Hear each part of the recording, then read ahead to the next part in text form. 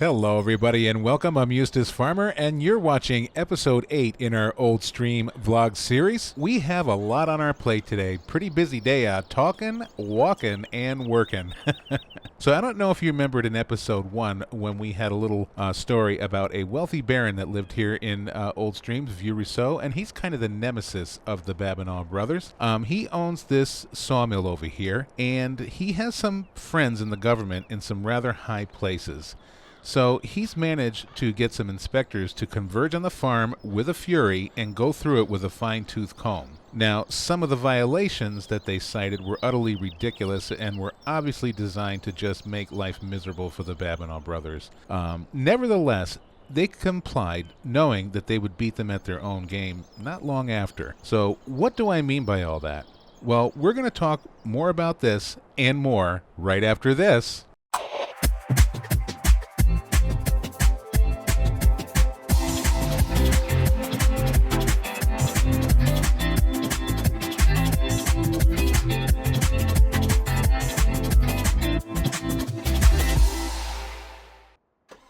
Alrighty, so I'm going to go ahead and pull out the tablet here because I'd like to show you the email assignment from the Babineaux brothers to me.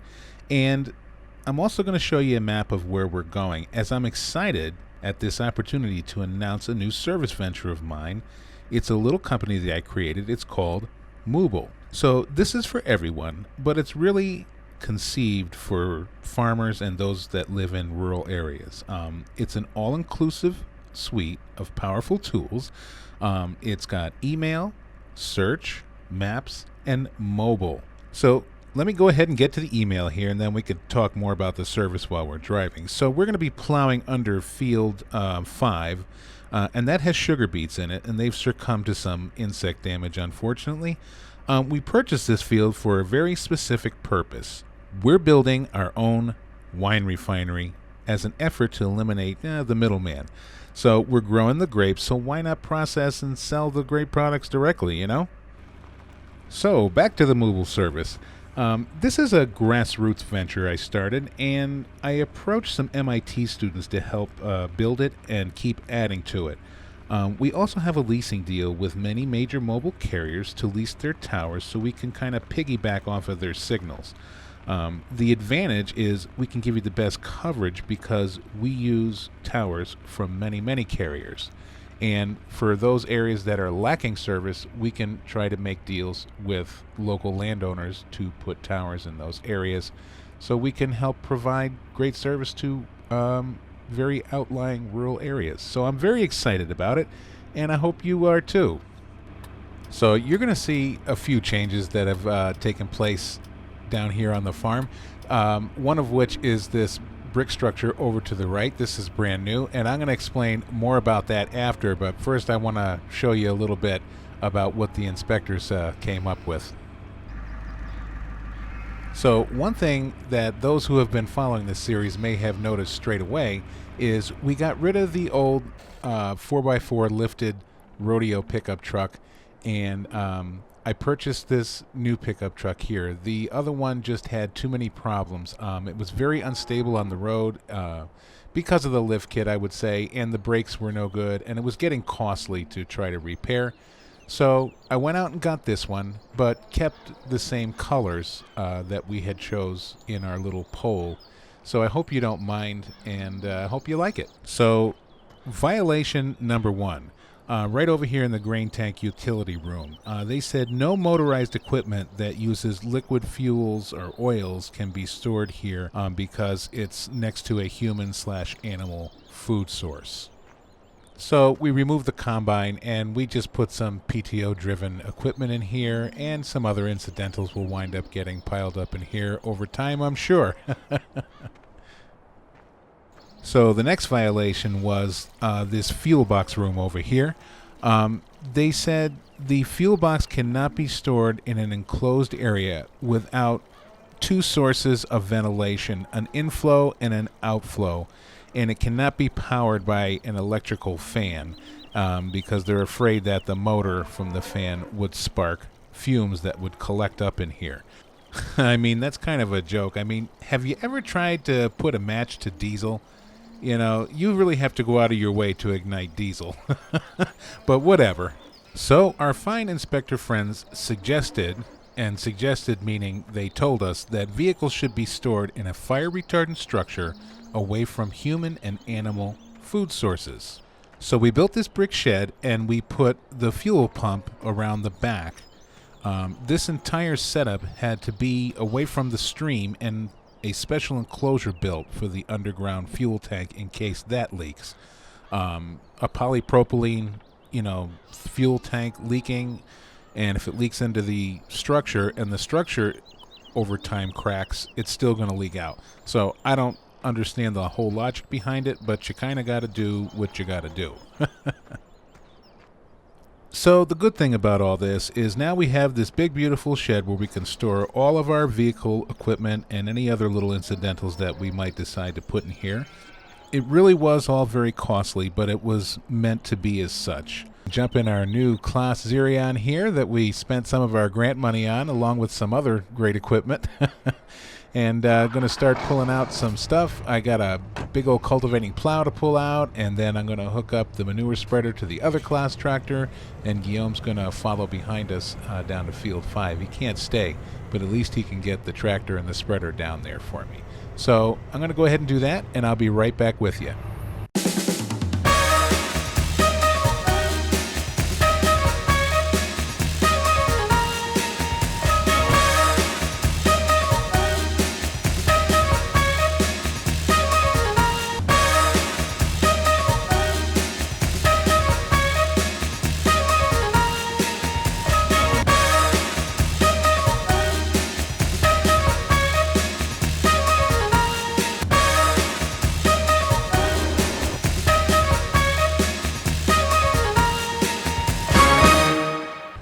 Alrighty, so Guillaume finally showed up, and we can go ahead and hop in our tractor here and get moving. So once I get up to the corner at the stop sign, I'll pause a moment and show you where we're going on Google Maps.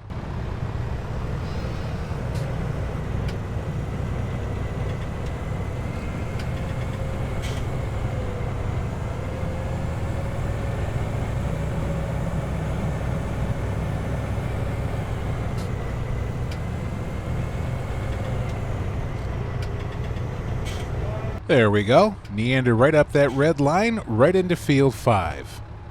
So let's get rolling on out of here and finally get my big behind to work.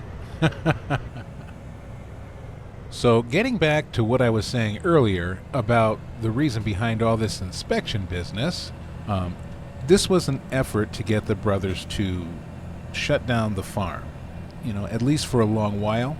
The Baron would then think he could buy up the land and plant some of those special trees we talked about in episode 1 on the fields to supply his sawmill. Well, wrong, Mr. Baron. The Babineaux brothers had a plan up their sleeves all the while. You see, the government gives grant money to qualified people who will purchase outdated or derelict farms and restart them and kind of update and revitalize them. The brothers sold off the entire farm and its assets to me. I applied for the grant, and when I received the money, I spent it under their supervision and direction. Now, the land they still own, but the businesses, buildings, and assets were sold to me for a nominal fee well below market value.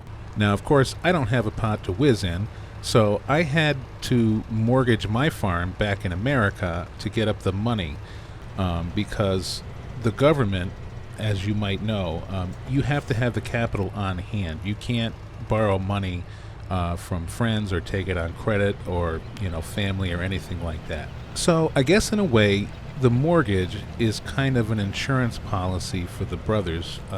It kind of shows them that I will keep my word and I will sell the farm back to them at the original price I paid in 2 years' time. In the 2 years is a stipulation to receiving the grant. You must own the farm for at least 2 years and give it a good, honest go. If you sell the farm before the 2-year term is up, then you're responsible to pay back all the grant money and that's with interest, and the interest is retroactive. So you will compile interest from the time the grant was given until the current time that you backed out. So that could be quite a tidy sum, and it has to all be paid up front in one lump sum. So that's quite a motivation. So I guess in the end, I stand to profit. I can pay down the mortgage on the farm in America with the profits from this farm and our grape winery business. And at the end of the 2 years, the brothers will pay off the balance, if there is any, of my mortgage, and give me a little something extra for my troubles. So I really can't complain. I mean, let's face it, guys. At the end of the day, there's still room for either party to screw each other. I could screw them, they could screw me. It all comes down to good old-fashioned handshaking trust. So the Babineaux brothers have been good to me, and I have been good to them. We trust each other, we like each other. I have no problem doing this because I don't want to see some jerk prevail and take away things of the Babineaux legacy that their family has toiled so hard over the centuries to earn. So I'm happy to help out. All right, so that's enough yip-yapping for now. I'm going to go ahead and get ahead of this plowing a little bit, and I'll check back in with you in just a little while, and then we'll go ahead and throw some poop to the fan and get some manure laid down on this field. So see you back in a little bit.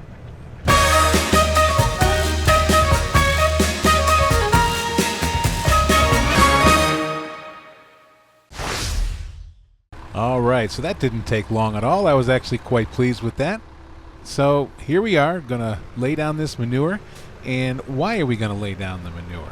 Well, before building, they wanted to prepare the field, obviously get the sugar beets out of here. And then when the building is all finished, they're gonna go ahead and roll out some sod, just to save time and of course to keep the wind from blowing all the dirt around. So they want the sod to have the best chance of adhering to the soil as possible, and they want it to be good and healthy because we can also use this grass for our livestock. So it's just one extra step to ensure a nice healthy field of grass. So we'll go ahead and we'll spread out the manure, and then later on off cam, maybe in a day or so, I'll come back and I'll cultivate it down in. And then the builders will come and they'll build the winery. And in the next episode, I'll give you a little quick tour of it, and then we'll see it in action. And I'm getting down to my last little bits at the bottom of the barrel here. I thought I was actually going to be able to make the whole field, but it's going to leave me just a little bit short. So I'm going to have to go right next door, though, and get some more manure. I have some over at the grape vineyard. It's used to fuel up the machines over there along with fertilizer. So yeah, I'm going to pop over there in just a little bit and get a little bit of a refill and come back and finish this all up. All right, so field 5 is pooped, and woof, so am I. Just washing up the equipment before I put it away at the end of the day, and I'd like to take this opportunity just to say a couple of more things real quick to let you know. First of all, thank you to a wonderful subscriber and friend, Jeff Fletcher. He recommended an area of the world called Dreischenhof in Germany. So I'm going to be taking you on a video tour to have a look at there.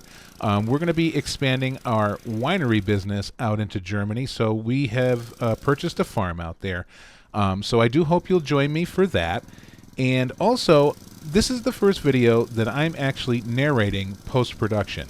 The reason that I'm making this transition is because I'm also making transition from my headset mic, and I'm going to be getting a full-on boom microphone with all the whistles. Those are very sensitive, and they pick up every noise under the sun. You know, the whir of the steering wheel and the stick shift, ambient noise, everything. So doing it this way eliminates that, and I have total control over my vocals versus the in-game audio. I don't have to adjust the in-game audio constantly to accommodate loud tractors. So I think it's going to be great. It's not an easy process. It takes something that, you know, you have to get used to it. But I think as I go along, I'll streamline and I'll get much better at it. So please let me know what you think down in the comments section.